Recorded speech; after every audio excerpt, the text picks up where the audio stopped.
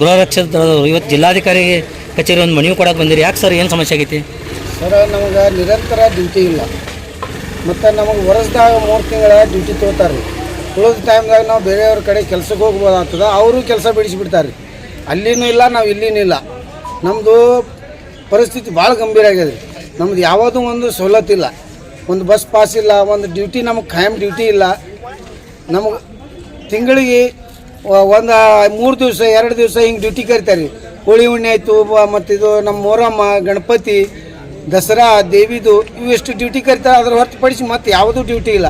ವಾರಕ್ಕೊಮ್ಮೆ ನಾವು ಪರೇಡ್ ಮಾಡ್ತೀವಿ, ಎಲ್ಲ ಮಾಡ್ತೀವಿ. ಮತ್ತು ಪೊಲೀಸರ ಜೊತೆ ನಾವು ಸಮನಾಗಿ ಡ್ಯೂಟಿ ಮಾಡ್ತೀವಿ. ನಮಗೆ ಅದ್ರ ನೋಡ್ತಾರೆ, ಸೌದೆಯಾಗಿ ನೋಡ್ತಾರೆ ರೀ. ಆದ್ರೆ ನಮಗೆ ಅವರು ಎಲ್ಲ ನಮಗೆ ಕರೆಕ್ಟ್ ಇದು ಗೈಡೆನ್ಸ್ ಕೊಡ್ತಾರೆ ರೀ.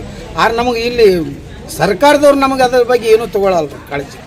ಈಗ 365 ದಿವಸ ನಮಗೆ ಡ್ಯೂಟಿ ಕೊಡ್ರಿ ಅಂತೇಳಿ ಅದೇ ಮನವಿ ಮಾಡತ್ತೀವಿ. 40 ವರ್ಷ ಆಯ್ತು ಸರ್ ಇದು ಹಿಂಗೆ. ಹಾಂ ಸರ್, ಇದು 4850ರಿಂದ ನಡೆದದ್ರಿ. ದೇಶ ಸ್ವತಂತ್ರ ಅವಾಗಿಂದ ನಡೆದ. ಇನ್ನೂವರೆಗೆ ಅದ್ರ ಬಗ್ಗೆ ಯಾರೂ ಎಚ್ಚೆತ್ತುಕೊಂಡಿಲ್ಲ ಸರ್. ಈಗ ನಾವು ಅದಕ್ಕೆ ಒಂದು ಸ್ವಲ್ಪ ದನಿಗೂಡ್ಸಾಕತ್ತೀವಿ. ನಮ್ಮ ಗೃಹ ರಕ್ಷಕರು ಒಕ್ಕಟ್ಟುಗೂಡಿಸಿ ಆ ಬೆಂಗಳೂರಿನ ಹೋಗಿ ಬಂದೀವಿ. ಸಿದ್ದರಾಮಯ್ಯ ಸರ್ಕಾರದಾಗ ನಾವು ಹೋಗಿ ಮನವಿ ಕೊಟ್ಟು ಬಂದೀವಿ ರೀ. ಆದ್ರೂ ಅದಕ್ಕೆ ಇನ್ನೂ ಸ್ಪಂದಿಸಿಲ್ಲ. ಅದಕ್ಕೆ ನಮಗೆ ನೀವು ಸ್ಪಂದಿಸಬೇಕು. ಮಾನ್ಯ ಮುಖ್ಯಮಂತ್ರಿಗಳಿಗೆ ಒಂದು ಅರ್ಜಿ ಕೊಟ್ಟಿದ್ದು ಅದು ಸಲ್ಲಿಸಬೇಕಂತೇಳಿ ತಮ್ಮಲ್ಲಿ ಕೇಳ್ಕೊತೀವಿ ಸರ್. ಮೋತಿಬಾಯಿ, ಘಟಕಾಧಿಕಾರಿ, ವಿಜಯಪುರ ಘಟಕ.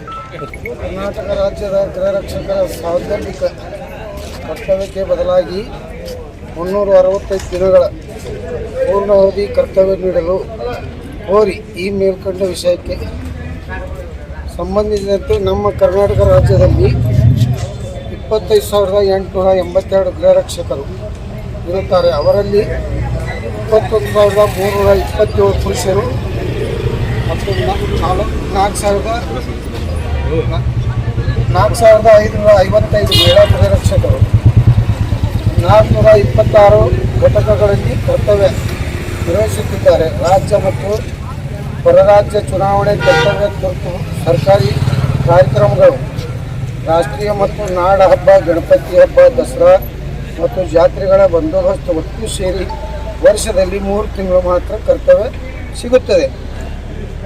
ಉಳಿದ 9 ತಿಂಗಳು ಗೃಹ ರಕ್ಷಕರ ಜೀವನ ಚಿಂತಾಜನಕವಾಗಿರುತ್ತದೆ.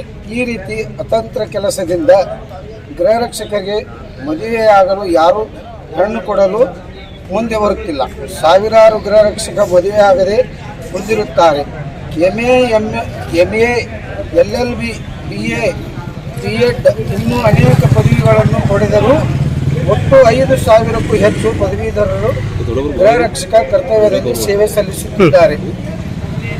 ಆದ್ದರಿಂದ ಗೃಹ ರಕ್ಷಕರ ಪೋಷಕರಿಗೆ ತುಂಬ ತೊಂದರೆಯಾಗಿದ್ದು, ನಮ್ಮ ಮಕ್ಕಳಿಗೆ ಕೆಲಸ ಇಲ್ಲದೆ ತಂದೆ ತಾಯಿಯನ್ನು ಪೋಷಣೆ ಮಾಡುವುದರಲ್ಲಿ ನಮಗೆ ಔಷಧಿ ಕೊಡಿಸಲು ಹಣವಿಲ್ಲದೆ ತೊಂದರೆಯಲ್ಲಿದ್ದಾರೆ.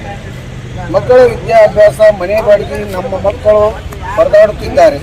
ಬೇರೆ ಕೆಲಸ ಮಾಡಲು ಸಾಧ್ಯವಾಗದೆ ಈ ಕೆಲಸ ಬಿಡಲು ಮನಸ್ಸು ಒಪ್ಪದೆ ಅವರ ಕುಟುಂಬಗಳು ಬೀದಿಗೆ ಬರುವ ಪರಿಸ್ಥಿತಿ ಇರುತ್ತದೆ. ಆದ ಕಾರಣ ಹಾಗೂ ಇತರೆ ರಾಜ್ಯಗಳಲ್ಲಿ ನೀಡುತ್ತಿರುವಂತೆ ಕರ್ನಾಟಕದಲ್ಲೂ ಕೂಡ ಪೂರ್ಣಾವಧಿ ಕರ್ತವ್ಯ ನೀಡಬೇಕೆಂದು ವಿನಂತಿಸಿಕೊಳ್ಳುತ್ತಿದ್ದೇವೆ.